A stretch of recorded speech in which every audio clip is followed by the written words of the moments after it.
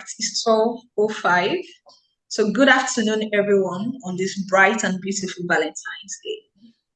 Right, so it's the season of love. We're sure love is in the air, most definitely. And as an organization that is very particular about your growth and all-round well-being, we decided that on this day, we want to touch on a very critical topic, right? The intersection of love and finance. So to start, we're going to look at our housekeeping rules. So for our housekeeping rules, please note that this webinar is being recorded and all participants are automatically muted by the webinar administrators. This is so that there are no distractions. So there will also be polls in the course of the webinar. Please engage it when they come up. You can use the Q&A or chat session to send in your questions, your comments, and keep the conversation going. Then finally, for those who joined very late or for other loved ones, a live recording of this webinar will be sent to our mails. So those are our housekeeping rules. And who are we? We are FundQuest Financial Services, and we are hosting this webinar for our existing prospective clients, friends, loved ones, and well-wishers. FundQuest is a financial house, and our business ranges from investment to loans, lease, business advisory. We are your one-stop shop when it comes to all things relating to making your money work for you. So in this light, we'll just give a short introduction of the webinar, then we dive in. And the first thing I want to just say is, what is love really? So love is, the definition I love the most is like, love is like having a heart that won't beat. And so the human need for love is a vital need for our living.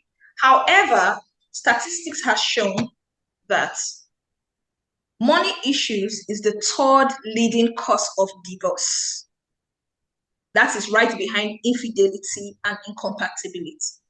So what that means, another analysis puts it this way, say out of every 10 failed relationship or marriage, 4 to 5 of them is because of money. So if that is happening, that means when we talk about love, it is very important to talk about money. So in the light of things, we want to do our first icebreaker, which is actually a poll. Our first icebreaker is a poll. So we encourage everyone to please participate in this poll. So here is the poll. You'll be able to see it in your screen right away.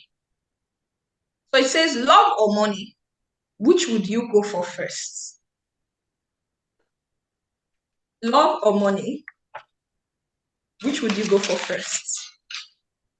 Yeah. So please, all participants should take a part of this poll. In sincerity, love or money, which will you go for first? So yeah, we can see people are still on it. So in about a minute's time, we'll close the poll. So please keep it coming in. Sincerely, left to you, love or money, which will you go for first?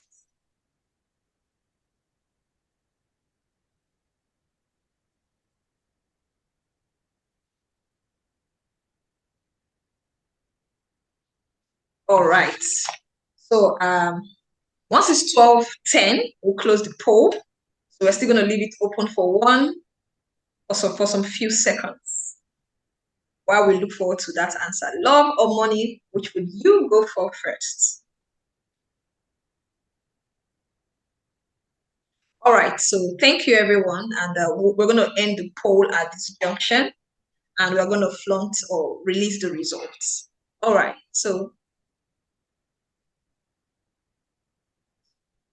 there you have it. That is your result. My speakers are laughing already. So So people are saying, oh, they'll go for money first. So much for true love, right? So so at this junction, we are diving straight into the conversation. So just before that, can you still see my screen? I want to confirm.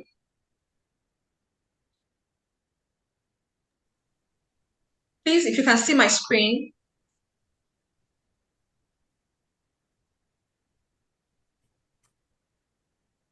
All right, so we're going to be doing an introduction. So we're going to be introducing our speakers. So firstly, we're going to introduce Mrs. Tolu Afonja. She's a trainer, she's a speaker, she's an integrative relationship and marriage coach, and a human resource professional with over 18 years of experience. She's firmly referred to as the nurturer. So she's passionate about nurturing individuals, couples, and even institutions on gaining clarity, overcoming mindset limitations, discovering their options, and take intentional steps to optimize the best version of themselves, right? She achieves all of this through providing solutions as a lead coach, Evolve to Thrive Limited, a member of the Life Coaches Association of Nigeria, Society for Human Resource Management, Chartered Institute of Personnel Management of Nigeria, and Nigerian Institute for Teaching and Development. She's also an accredited management trainer in the Nigerian Center for Development Management or Management Development. Thank you so much, Tolu Afonja, for joining us today. It's such an honor to have you here. Thank you so much. Thank you, Joanne. Also, thank you so much. So we're also going to be introducing our second speaker, Bisi Oni. He's a highly skilled economist with extensive experience in the financial advisory and asset management sector of the economy. So he has years of experience working with top-tier financial institutions such as Financial Derivatives Company, FBN Merchant Bankers, FBN Capital, and the Managing Director and CEO of FBN Securities Limited. He has led several capital raises for corporates, even subnational bonds during his tenure. He has strong financial analytical skill, right? So in addition to all of this, he's highly skilled in corporate strategy, investment management, negotiations, resource management. He's a fellow of the Chartered Institute of Stockbrokers, Chartered Institute of Bankers, both in Nigeria, and he's also a fellow of the London-based leadership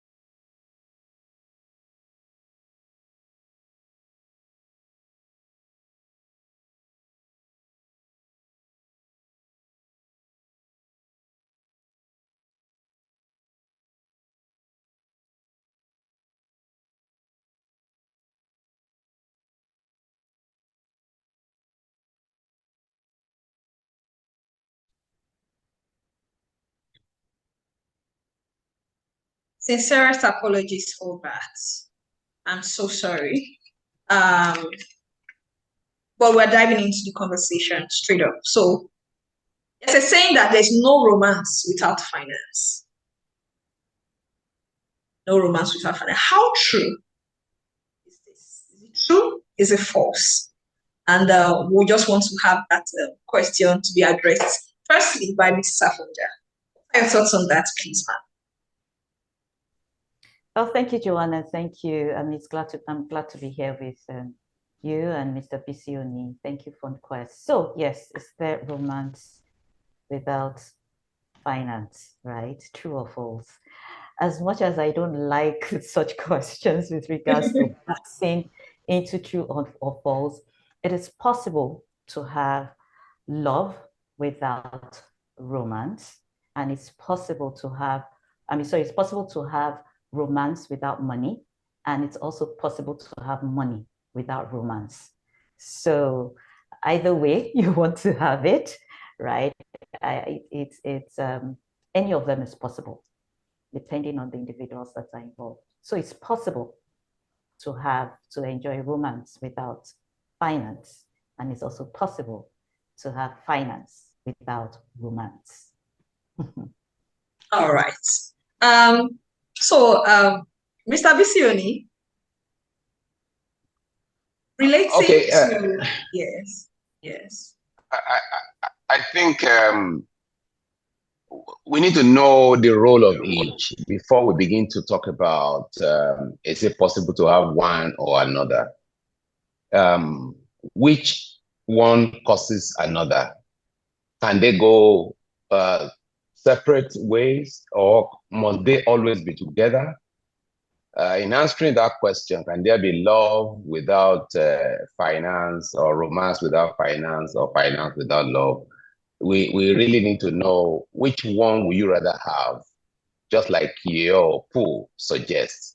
I saw the answer and I just laughed. So for me, either can exist independent of each other. So it depends on the preferences of each person, but hey, you can really have romance without finance. All right, thank you for that.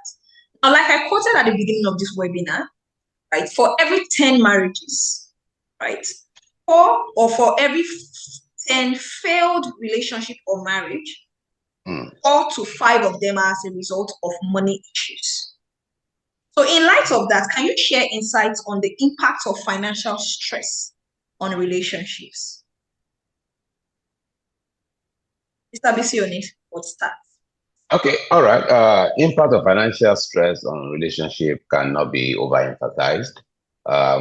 Money is big.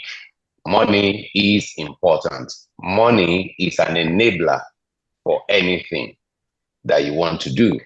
And if you take out money from relationship, it will be a struggle. I'll tell you for free. So I see money more of an enabler to make things work, just as your cooking may taste plastic or flat without salt. Money makes your relationship to really go on. So what's the impact of that? It helps you plan your family. You're able to avoid debt. You are able to eliminate the stressors in marriage and some of the things that will lead to breakup. According to Socrates, he said about 22% of marriage breakup is due to zero finance or lack of disclosures in finance in marriage. So when finance is properly situated in marriage, some of those stressors, you are able to take them out of marriage, and then conversations can happen. So the impact is very, very significant, and it's something that will be partners or will be husband and wife or people in relationships should pay attention to, both in their communication and in their engagements. So I think finance has significant role to play in romance. Thank you. Thank you so much for that. So my next question will be for Mrs. Afonja. Now, from the answer he has given and based on the questions we asked, now there's financial stress, right? The economy is economizing, right? People are stressed, and this is taking a toll on relationships. So what ways can people cope and grow out of financial stress in relationships? And you can also share your some light on the impact of financial stress on relationships, then ways to cope and maybe grow out of it. Yes. Right. So let me start with the impact. As Mr. Bisi Oni said earlier, he stated that money is an enabler in the relationship.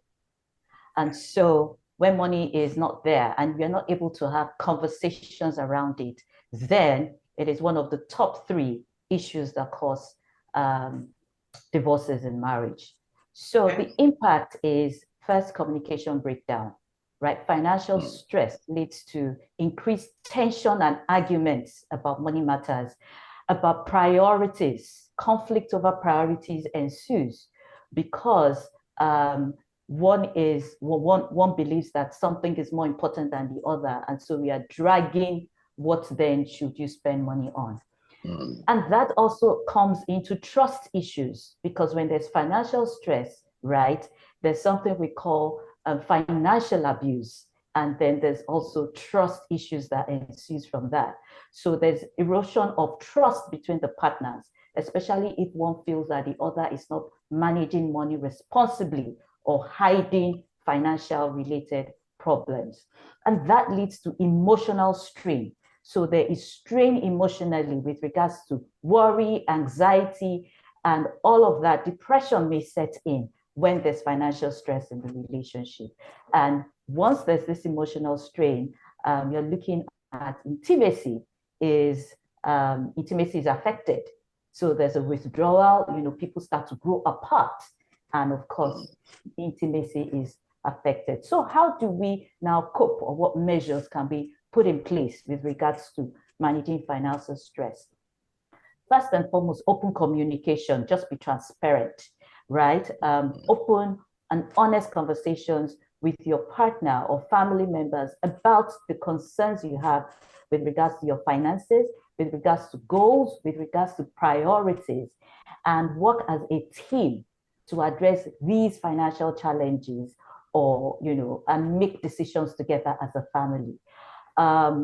What else? Budgeting. So part of the decisions you're going to be making with your partner with regards to coping with these financial issues is budgeting, creating a realistic, the word is realistic budget that can help you to gain control over your finances and gain areas and identify areas where you can cut expenses and reallocate funds, especially with this, our wonderful economy that we're in, right?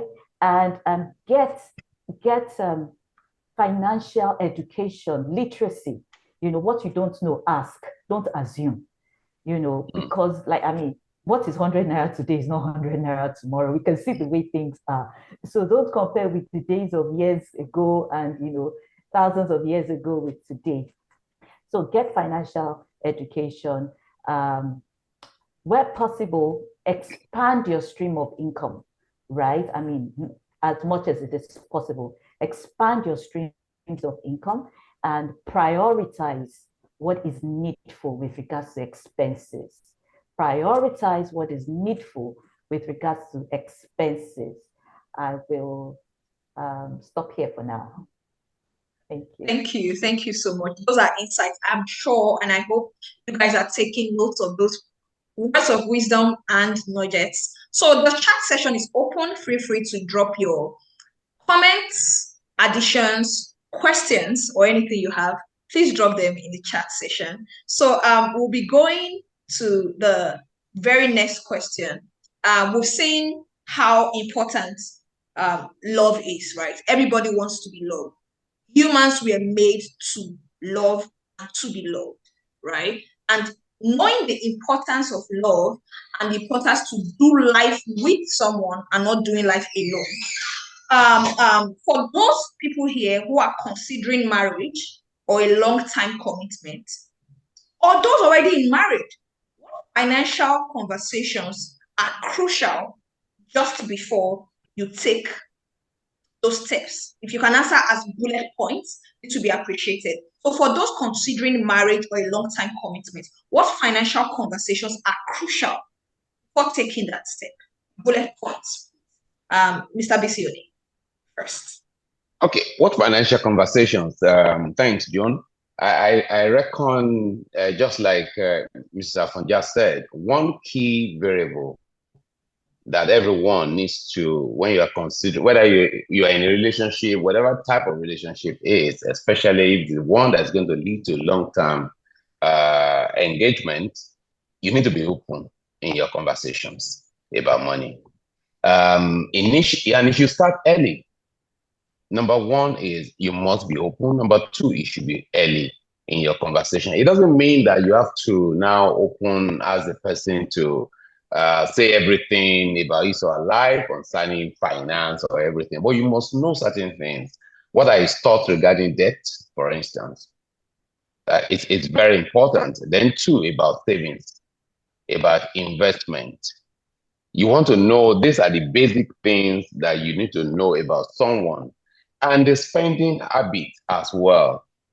These variables are the things that will make someone to go out or in of debt very, very quickly. And we see most of these signals when we're starting a relationships. It's just that most of them that know, we don't pay attention to them.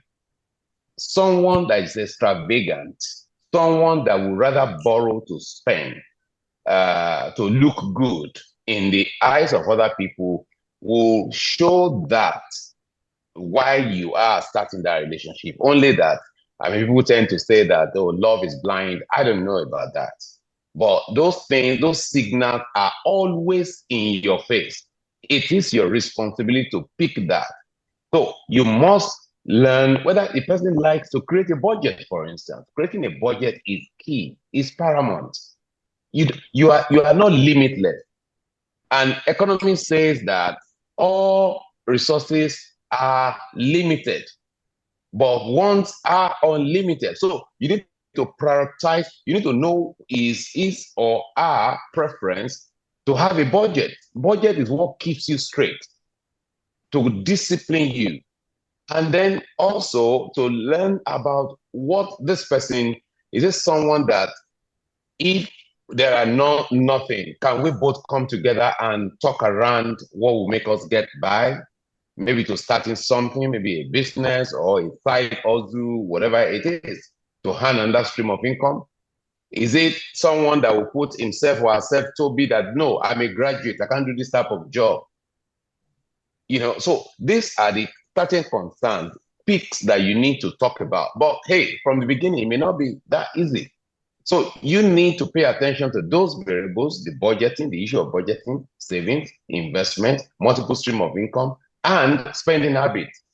Once you have these areas sorted, chances are that you'll be able to put the person you'll be able to know so much about the financial state of that person. And if money comes in, even if you don't have money now, and those disciplines are not imbibed, chances are that when money comes in, you will not imbibe those disciplines.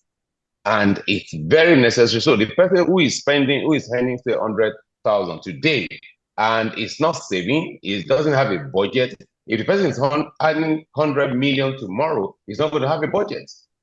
It's the same mindset. And Mr. Afonja said something about literacy, to educate yourself about money.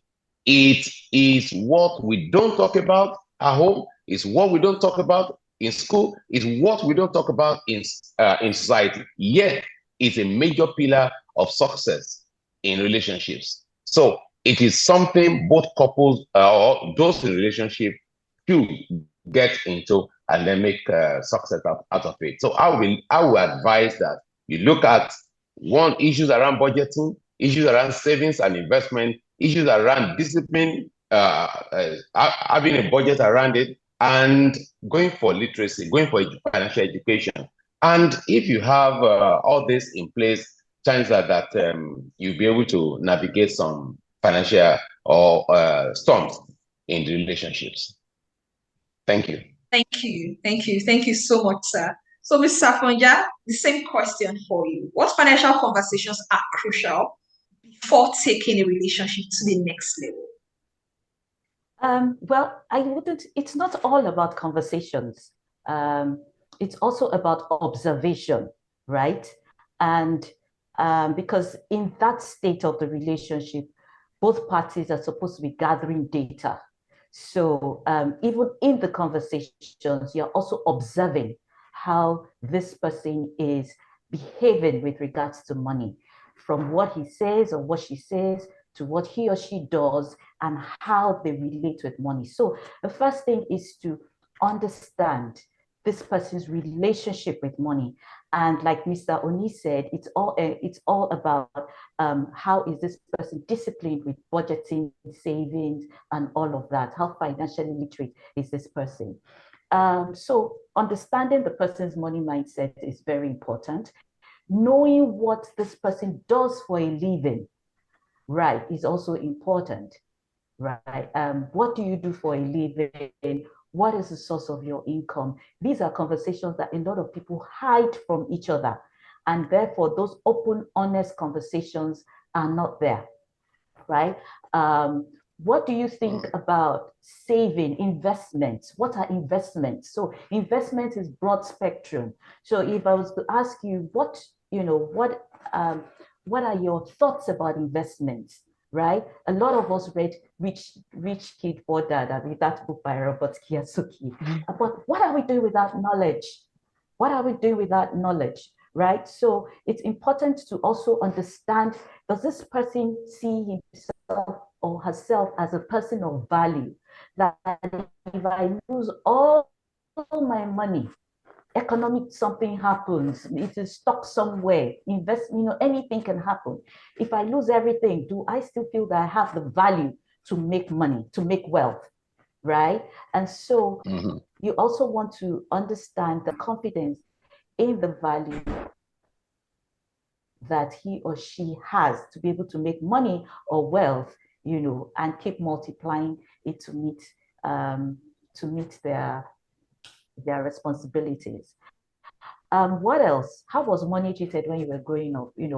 In their growing up years, because the relationship with money comes from your experience and how you saw money being handled, what was said about money. So if you were the one that said that, was always hearing that is, do you think money grows on trees? Then you'll be someone that will be very difficult to even release for investment.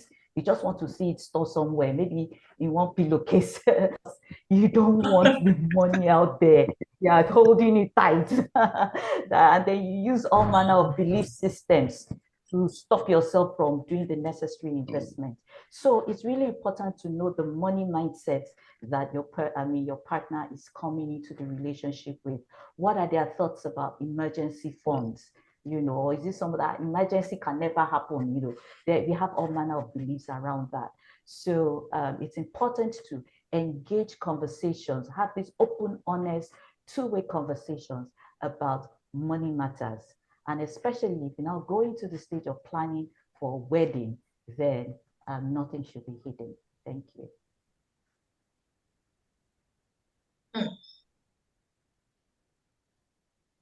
Thank you. Thank you so much. That was a lot of wisdom that was given. What's your relationship with money? What has been your experience with money? And it is important to talk about these things, knowing the impact that finance have on love. So it's Valentine's Day. There's a popular song, Valentine is coming, where's your boyfriend? Yes, be lonely. So for the singles who are not breathing properly today, we hope everyone is doing well. Singles and doubles, happy Valentine's Day once again. However, there's the need to enjoy life, whether you're a couple, a single, but the issue is that once you hear the word enjoyment, it goes with it's synonymous to the word billing, aka debit alert. So how can we strike a balance between saving and investing for the future and enjoying the present in romantic relationships? How can we strike that balance between saving for the future but enjoying today? So what are your thoughts on that, Mr. Bisi Oni? I thank John. I think you answered the question. The answer is in the body of that question, because you said saving for enjoyment. So I hear you to be saying that the singles or even the double, they should also enjoy their relationships. I can't agree less. The real thing for me is whatever enjoyment is for you, whatever you call enjoyment, you must be able to fund it. And don't fund it with everything you got. You don't spend money that you will regret after the event. It will leave a sour taste in your mouth. And to be able to avoid this, therefore, it's necessary that you have a plan. You see, Mr. Afonja spoke a lot about budgeting, emergency funding. It connects. It's living a life that plans, that you have a goal and you save towards it. It's that simple. Today, Valentine's Day, for instance, doesn't just crawl on us. It's once in a year. If you want to have that experience, maybe wherever you are last year and you feel that 2024 Valentine is going to be a blast, save towards it. You want to go to Bahamas, you want to go to Cancun, wherever you want to go to, save towards it. It's as simple as that. And whether you are in a committed relationship or you are in a marriage, one thing is very, very obvious. Most people that don't plan for so-called enjoyment can't really have such enjoyment. And if they think they strive to have any without planning, afterwards they're going to regret it. I mean, whoever found the enjoyment will come in his or her mind and say that, oh, I could have used that money to do something else. And that's not the best way of living. But when you have it planned out, you estimated an amount, even if it's going to be more, maybe because of exchange rates shift, maybe because of inflation, it's not going to be totally hot to you, but you will have planned something. So, in summary, to have and still enjoy your life, have a financial a status, a financial status that is very heavy. The key thing is to prioritize, have a savings towards that goal. Number two, prioritize whatever you want to do. If it is building, if it is going on vacation, if it is eat out, if it is hang out, just prioritize it and save towards it. What makes people hate the so-called enjoyment is because there are no plans. And they just feel that, oh, my friend is going out, so we want to go and hang out, and then I spend, say, 50,000 or 100,000, and then at the end of the day, you are saying, oh, that girl likes too much money. She's taking the best of wine or something there, and you're not happy with it. Save towards it if you need to have that enjoyment. Thank you. Thank you. Thank you. Thank you so much. Mr. Afonja, what are your thoughts on that, please? How do you strike? Just like every other thing in life, it is important to set goals. So you set goals. It's either you set the goal or the goal will set you up. So if you want to enjoy your life, and you want to enjoy your life with, and of course, with money being an enabler to that, then set goals around it. And your goal setting by with planning alongside of it will help you to achieve that which you want to achieve. So whatever you define as enjoyment, know yourself, understand yourself, be self-aware. Everything you need to know about yourself. So the fact that somebody calls enjoyment going to, just having a cup of cold ice cream is different from the other person who calls enjoyment going to the Maldives. So it depends on what you also define as enjoyment. But you enjoy your life and you plan towards enjoying your life. Okay, and it's not just about money, because all of these things in life are all interrelated, they're all interwoven. So as you plan your money, financial life, and all of that, it comes with your relationships. It comes with what you call recreation, the enjoyment that we are calling recreation, having fun. If it's to go and watch a movie in the cinema, for somebody is enjoyment. For another person, it is going to just subscribing to Netflix. So it depends on what you call enjoyment. But whatever it is, set a goal around it, plan for it, and make it happen for yourself. It's not instantaneous in any way. Thank you. Thank you so much. You made a statement about, financial goals. And there's also a question on the chat that we're going to mix with that. So someone asked, as a result of love and finance, what's your take on pulling your money into joint accounts? So we are going to tie that with, what advice do you have for partners in relationship or marriages about, setting up joint accounts, financial goals, or those that just live as the day goes by? So this question is saying, what's your take on putting your money into joint accounts? Then what other kind of financial tips and goals should couples engage in? Mr. Afonja, I think I want you to go first. So with regards to joint accounts, really, it comes a lot with the personality of the individuals involved. So it can be good and it can be bad, depending on the and the individuals that are involved. I grew up with my parents having joint accounts, but in this day and age, it is something that is really frowned upon because of trust issues that already exist even before they go into such relationship. It may also be because of an understanding of your partner. So you know that your partner is this kind of person. Both of you can agree to have a joint account, and that joint account helps you to stay accountable to one another. It's also based on what you have both defined as your goals in the relationship, in the marriage, right? You can also decide that, okay, a portion of our income, we pull it together in a joint system, and so it can be all or some. It's up to the individuals involved, really.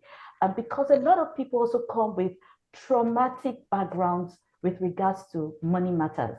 And so if you carry that into a relationship, even though you desire something great in the relationship with regards to finance and how it is held, your mindsets, experiences of the past will hold you back from doing the things that you admire and you would love to express in your own relationship financially.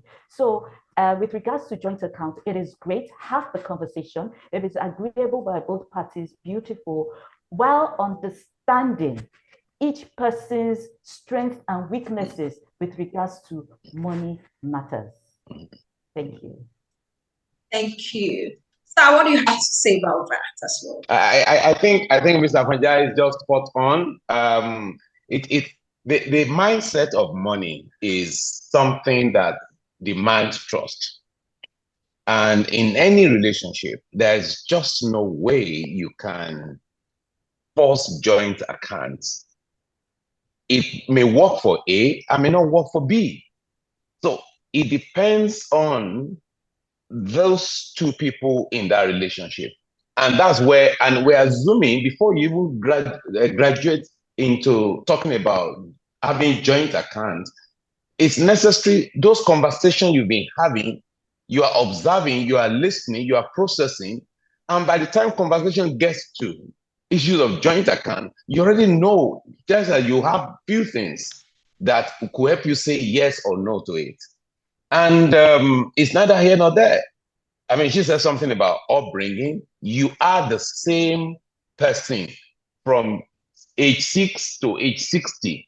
You've only magnified who you were when you were age 6. So if you are a poor money manager, own up. I mean, it's even relieving. If your wife or the husband is better at managing money, so be it. But more importantly about joint account, it should not be forced. I mean, if you can't coerce anyone into that because of trust issue. The person pushing for joint account to show the reasons why joint account should be good for them. But it's on a case-to-case basis. I would not recommend joint. You must have joint account. I mean, you can evolve into it, or it could be project specific. We want to build a house, and let's do it together. And then, children's school fees, let's do it together. Let's save towards it. So you can have independence over your funds. I could have independence over my funds. Because financial infidelity is one big issue. And joint account is not a recipe for curing that. Financial infidelity is the sixth issue that leads to marriage breakups or relationship breakups. Because and the one of the partners could decide to, I want to take care of my parents, and the other party may not say, look, I'm independent, my parents have had their time, or maybe he or she doesn't have parents. And here your parents, and you want to really have funds, your own money, you don't need someone's permission to take care of your parents. And these are sensitive issues.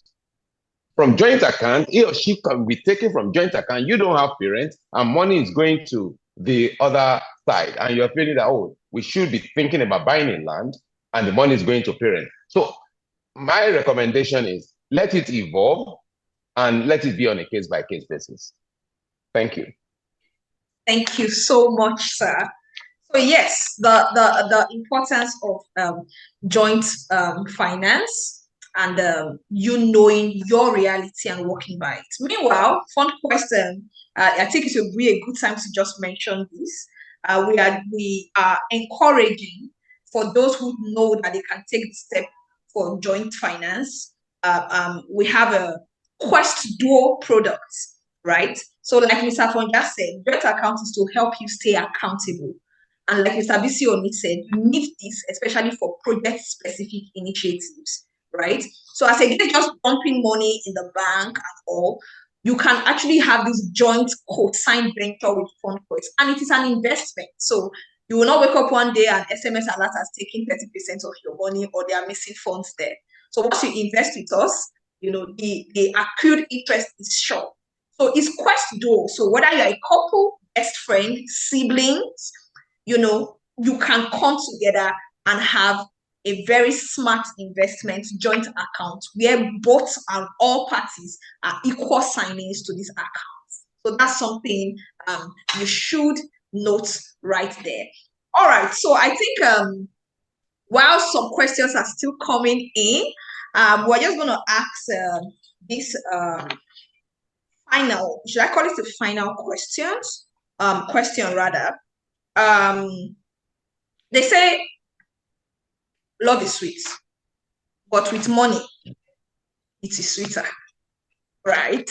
So what advice do you now have for couples who are looking to ensure that they have a mutually beneficial, secure financial future? So they are trying to ensure their love because, well, with money, love is sweeter. So how can you, or what advice will you have for couples to ensure that they have a mutually beneficial and secure financial future? Yes, Mr. Bisi Oni first. Okay, all right, thanks, John. What advice for couple so that they can have a mutually beneficial future? Pay attention to discussing your funding, the issues around money. Ensure that you are able to identify on time the areas around budgeting, income, sources of income, your expenditure, what you want to spend money on, the type of life you want to live in terms of family, number of children and all that.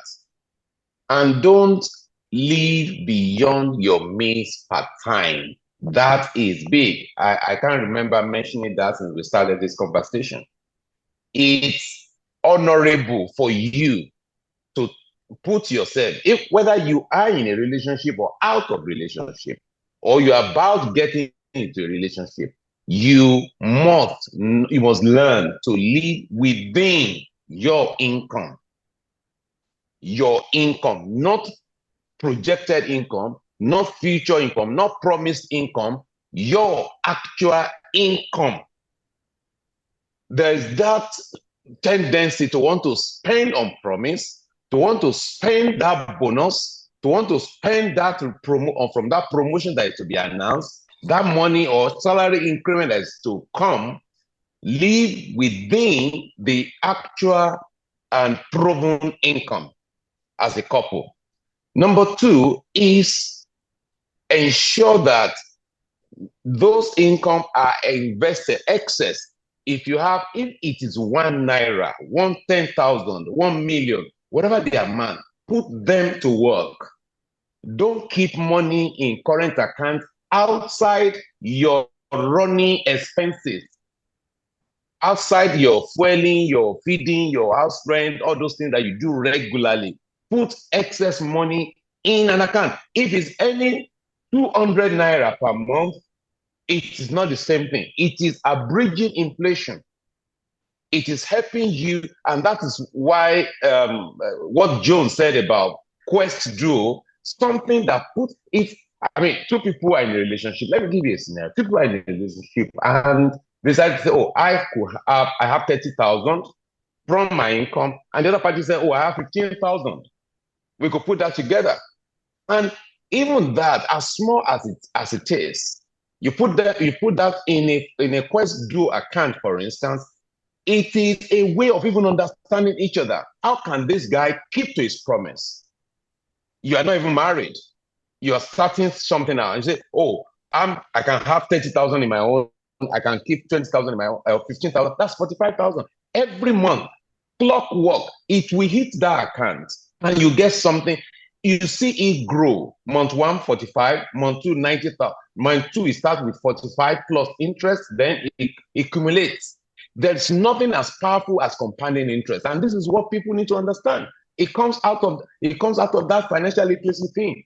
You see something work, and number 3 is whoever is more financially literate out of the two parties, you champion that process of investment, of savings, of living, of budgeting, of living within your means, of emergency funding. It's not necessarily the man. So it's not necessarily the woman as well. Whoever is more financially literate should champion the process. And then also, there's this thing in African context that is the man that must provide.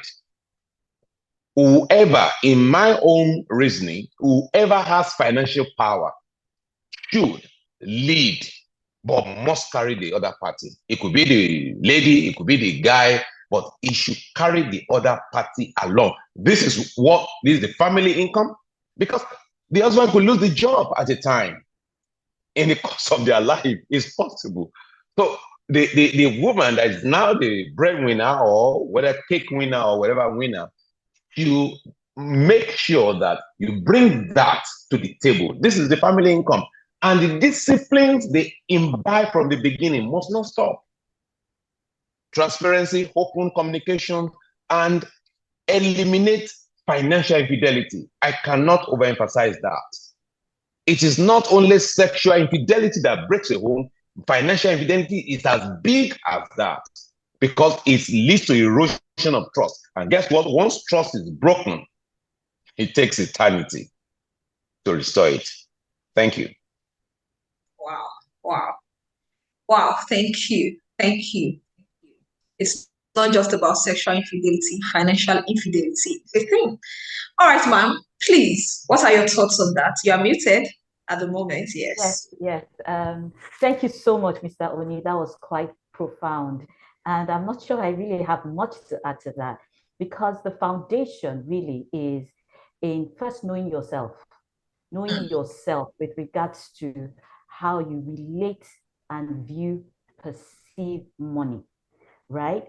Know yourself as an individual, know your partner and their money behaviors, their money mindset, and the knowledge you have of each other will help you to understand and create a roadmap on how you would succeed together financially in the relationship. And that comes with literacy. It comes with discipline. When we talk about savings, when we talk about debt, when we talk about expenses and everything, it comes with discipline, right? And you also see money behaviors, right? So the knowledge you have of one another, you submit to one another, even in that process, then the other person is a checkmate for the other one. Mr. Oni said something about the person who is more literate, who is more disciplined and all, because you know that you're like that, then you submit to the process because you both want to enjoy a financial future together, even in that relationship. So it is discipline, it is literacy and submission to the understanding you have of yourself, of your partner, and allowing things to work between both of you in that relationship. So nobody, I mean, not everybody knows how to be consistent with budgeting, you know. But because I know people, I know couples that say, me, I know that when I see, I just spend. And so to checkmate that habit, I release my ATM card or whatever and say, oh, before I do anything, I have to run it by you, you know, things like that. So it is important. That comes with trust, it comes with open communication, it comes with discipline, and of course, literacy. Where both of you do not have the knowledge, please get help.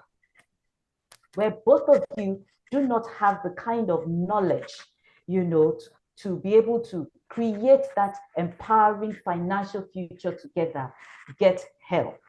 And whoever is the A-star student while you're getting help takes the responsibility while the other person remains accountable. But it's important that we are aware of these things, and where we need help, please get help. Thank you. Oh, thank you, thank you, thank you. So the comment section is open, the chat is open, and please, if you have questions, it's a good time to drop those questions, and our great speakers will address them. So there's a question here that I would like Mrs. Afonja to address. She's a professional life coach. She's a nurturer, passionate about seeing marriages and relationships blossom. So someone wrote something here, and it looks like it's a very heartfelt concern.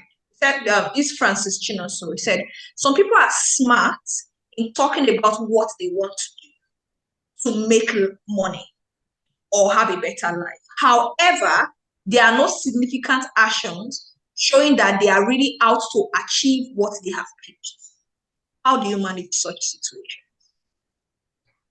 So I say that when we talk about communication, right? Communication is not just what you say, but it is what you do as well. There's verbal, there's non-verbal. And it has, when you say effective communication, it has to align between what you say and what you do, body language and everything together. You know, I also mentioned that in the dating process of when you're having the relationship, it's not just about what you say, but what you observe. So when your observation is not in alignment, I mean, what you have seen happen is not in alignment with what the person is saying, then there is a red flag. And it may not always be only, it may not only, when you see red flags, it's not only with regards to money matters. You will see it show up in every other area of their life. That when they say one thing, whatever they are doing is not in alignment with what they're saying.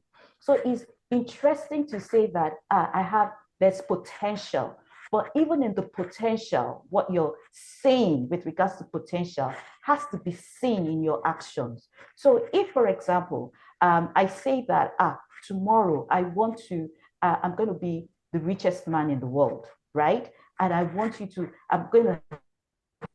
have a family, right? That's what the man is saying or the woman is saying. But then again, in the daily work that the person has, you know, what you're doing with your hands, what is bringing in income, are you disciplined about that, about your job or your business, right? Are you managing your stakeholders well? Okay, because these are the things that will translate into that rich person that the family would not suffer. So your lifestyle, what you're doing with what you have in your hands now, if you do not see it in tandem with the little that you have in your hand before you blow, then it's something to wonder and question. And if it is, I mean, it is already a red flag. If the person does not get help to see how he or she can align these projections, because non-verbal communication is stronger than the words that you say. Thank you. That is serious. Sir, what's your take on this question, please? You are muted, sir. What Mrs. Afonja is simply saying is, love is not blind. Right. Shine your eyes. See, most of the things you see in advanced relationship called marriage, those signals are already there. They are every day. It happens to you. I've counseled quite a number of people, and I've seen a whole lot. A guy that will misbehave with money will show you very, very, and you could interpret it to say, oh, he's taking care of me. You know, he doesn't mind spending the entire salary on you, and then by mid-month, it's coming to you to say, quickly borrow me something. And a whole lot will happen. Sustainable financial stability in marriage won't just happen. You have to work it. So people saying something, once you notice there's no congruence between action and words, it's also a danger, it's a red flag, like she said. There's no congruence. Then, in addition to that, pay attention to you that you are involved in that relationship. To thyself be true. Are you the problem or the other party? Are there things for you to learn or unlearn? So you must be real sincere with yourself and genuine, and then you can make things work. If the other party is better, then learn few things and then scale. Be humble to ask him or her questions on how to do things, and ask the party that knows more to champion any process that will lead to a better financial future. You know, so thanks. Thank you. Thank you. So there's a question. Actually, this person sent it to my personal inbox. I don't know. Maybe the person is shy to put it out here. So he says that relationships where they both have different level of exposure and financial literacy, and this now leads to strife and arguments when the more financial literate one is trying to encourage the partner on why this and this should happen. They love each other, but this is causing a lot of strife in the relationship. What can be done? Mr. Afonja, I don't know if you heard that, and what are your thoughts? Yes, I heard. I heard that. It's important that, you know, when we are at different comprehension levels, that's what I call it, different comprehension levels of, you know, of subjects. And that's why I said it's important to know yourself. So if you are different comprehension levels and you understand that you are that, then it's easier to submit. But where you don't know, and you do not know that you don't know, then that's where there's a problem. So it's to steer the conversation back to what do they really want in that marriage or the relationship? Because finances is one of the elements that will help them to get there. So help them it's really for them to go back and see, what do we really want to enjoy in this marriage? One. Secondly, how will this issue with regards to finances, is it affecting it or not? If both parties see that it is a big deal and it's affecting it, then they do something about it. So one partner is talking, the other one is not listening. Possibly you need to look for get help to be able to relate and help the other person to see things the way they should be.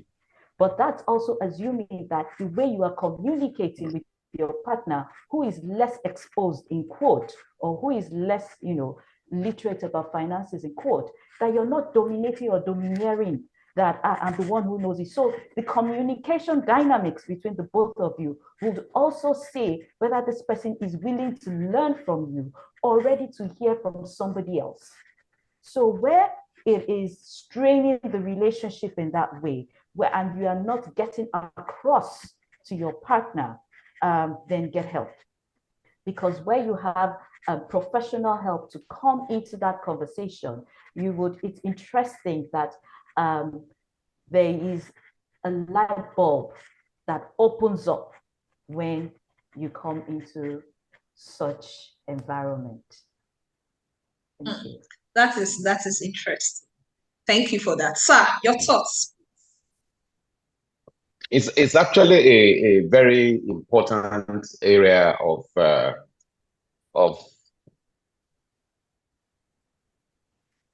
attention in relationship. Usually, both parties will not be on the same financial temperament level.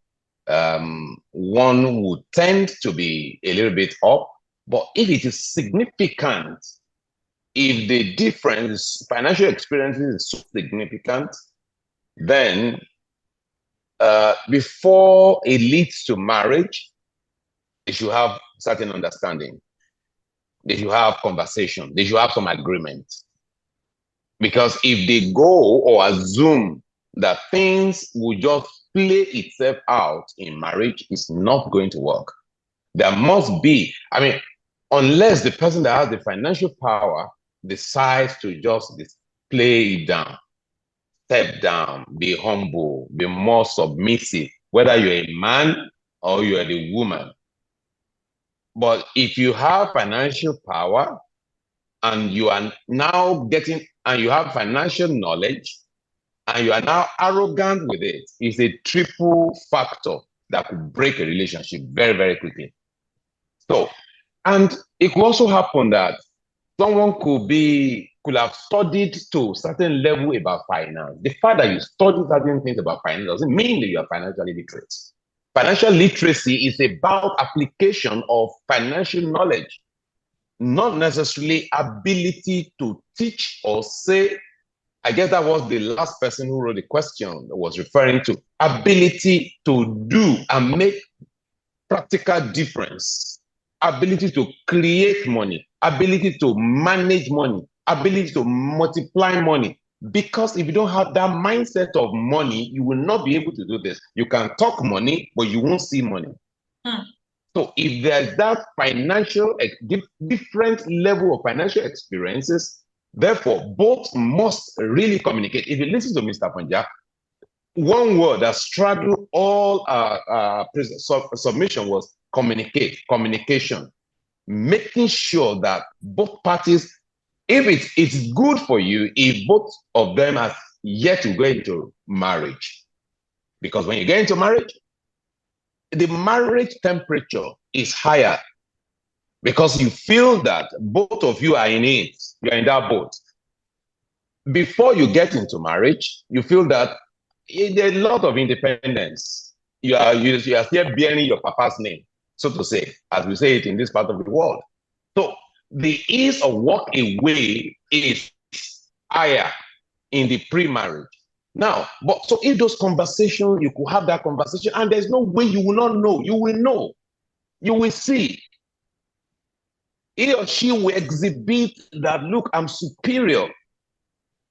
So you're asking yourself, if you're on the other side, you're asking yourself, can I live with this?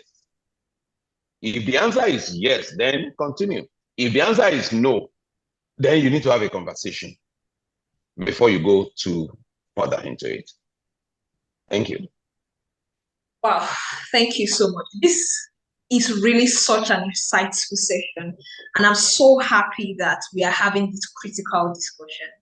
And the answers we are getting, I'm sure those that are here, you can drop your feedback, like maybe lessons learned, points you've taken, or just some level of appreciation to say, wow, this is such an eye-opener and all. I think we'll take this last question before we discuss some other things and show some of our attendees some benefits and gifts options that we also have. So please stay with us. So there's a last question here that says, how do you handle a partner that believes in enjoyment before savings? Like the popular saying, you only have one life, live it to the fullest. So how do you handle a partner that believes in enjoyment before savings? Because after all, we have one life and we must live it to the fullest. What are your thoughts, please? Miss Afonja, let's see your thoughts. I can see a very big smile on your face. You know, it's not just about savings alone. You know, when they say enjoy, I want to enjoy life. And it depends on what you call enjoyment of enjoying life, because that enjoyment will affect your money matters, that's financial life. It will affect your health and your well-being. It will affect your job and your career. It will affect your relationships, right? And it affects your rest, you know, the ability to even really enjoy this life. Because in the middle of the enjoyment, you'll be regretting the enjoyment. You know, that is why it is important that we don't just live life anyhow, but we are intentional about how we live our lives, of which finance is one of the elements that we are intentional about. You're intentional about your finances, intentional about your health, intentional about what you call your career or your business. You're intentional about having peace. So you enjoy yourself, but you don't have peace. A lot of people use enjoyment to cover up their inner peace. And so they are there doing things, you know, that they call enjoyment, right? You're trapped, but you're running away from your inner self because you don't want to connect with your realities. And so it's a whole work that needs to be done for you to actually set deep within you and find out what it is that you actually really, really desire for yourself with regards to what you call enjoyment. Because enjoying before, I cannot come and kill myself. You only live life once. It's all right. It's okay. If you want to do that, fine. But you will find out that such people, right? It's not just happening with savings, but it's happening in every other area of their life. And it is a strategy to run away from your real self, to be able to connect with yourself, which would also help you to connect with others. I will drop my mic here for now. Well done. I think that was very well addressed. So I'll just take the other question and give it to the ED to please address that. So what's your advice for a relationship or marriage where the lady is more financially buoyant than the man? Is there a balance formula to make such marriage or relationship successful? Well, before I take a shot at that question, I love Mr. Afonja's response to the enjoyment of life. He who has an ear, let them hear what the Spirit is saying. Okay, I think in the course of this conversation, I said something along that whoever has the financial power to strive to be more submissive. You want to make it work? If you show any outer of pride, arrogance, or me, you're going to break up that relationship very quickly. You need to display more higher level of transparency. Either you're a career person, you're running a business, you're a government contractor, whatever you are, let the other party know what you're doing, especially if you see it's more challenging for a lady. You know, why do I say that? It's in African context because see, we need to build everything within that. The second, we should also build whatever conversation we're having is on the spiritual level of it. But in African context, it is said that the man is the one that must carry the load, right? Now, the scenario you've given me is that the woman that has the financial power, I'll tell you for free, immediately, the husband will feel that he has failed. So, but there are also other instances where the male partner could just sit pretty and say, well, what does he care? I've seen instances of that. The man just sits pretty and feel that, in fact, I would tell you the same word that the person said, that ento leru lo leru, ento leru lo leru. That means the person that has the slave has the good. So the wife can go out there, make money. I'm still the boss here. You're going to, I mean, it's a recipe for disaster in that home. So when the woman is the one that have the financial power, and is a desire to make it work, to make that relationship work, there is so much pressure on her to make that work by being more submissive. But if the husband is on the scenario I've painted, that you just look, if you go and slave outside there and bring him the money, then I will tell you what to do. Then both of them will need to have very, very deep conversations. But it beholds on communication must be more open or transparent. Then, second, the person needs to be much more humble. Thank you. Thank you so much. So this reminds me of the story of that went viral on social media about the woman, Mama D or Mama G, that's the Debbie lady, that out of the blues, people were saying that she became a millionaire overnight. Why? Because she wakes up by 4 a.m. to cook for her husband, especially because she did not want people to use food snatch the husband away. And when some men saw that, they were like, wow, wife material, awesome. You can wake up by 4 to cook for the husband, and they contributed. And some 2-3 days later, someone said, it's 4 a.m., ma. Please wake up. Have you started cooking? And she responded to the tweet saying that I'm not up right now. I'm actually resting. And they said, why? And she said, because the comforts that's what I was not having that made me to go that extra mile. You guys have already blessed me. So now I have a fridge, a freezer, a microwave. So I just cook in bulk and I keep. So that begs the difference, or that is where the conversation now said that, or that backs rather the assumption or the statement that says that love is sweet, but with money, it's sweeter, it's easier, it's better. And this is part of why we have this. I just shared a screen that we know that some people here, there's some assets you want to purchase for your loved ones, right? You want to buy your loved one a car.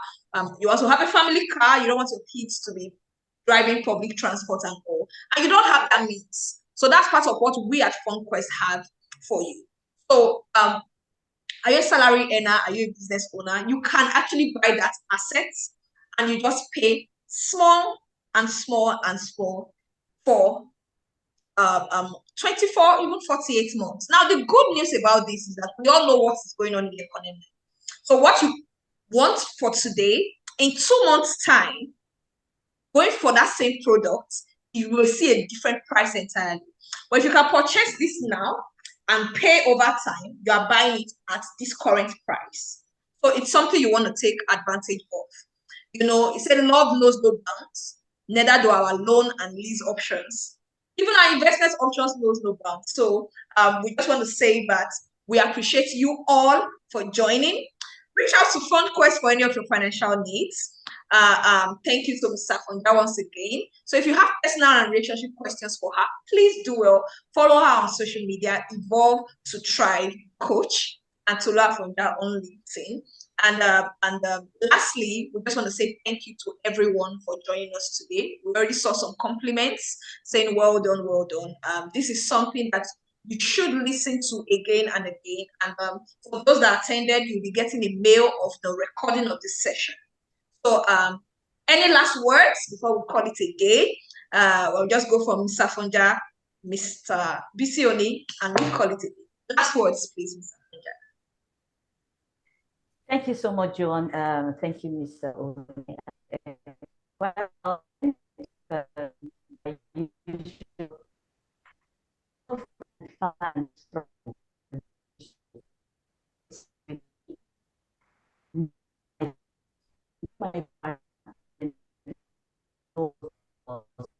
we can evolve to thrive together, especially with regards to our finances. Thank you. It's been a pleasure being here. Thank you. Mr. Bisi Oni, please. Okay, thank you, John, and a big thanks to Mrs. Afonja for insightful comments and contributions to today's webinar. We're excited to have you. To everyone out there, there are things that make life work, and we've x-rayed today the intentionality of your financial well-being, and because that's what we're talking about today, love and finance. And more importantly, to be very deliberate about your decisions. Emotions is one thing, being practical with what you do is another. And we just ask that while you are enjoying life, look at the future and plan towards that. It's been a wonderful pleasure featuring at today's webinar. Thank you for your presence, all attendees, and to the super anchor person. Thank you so very much. Have a great day.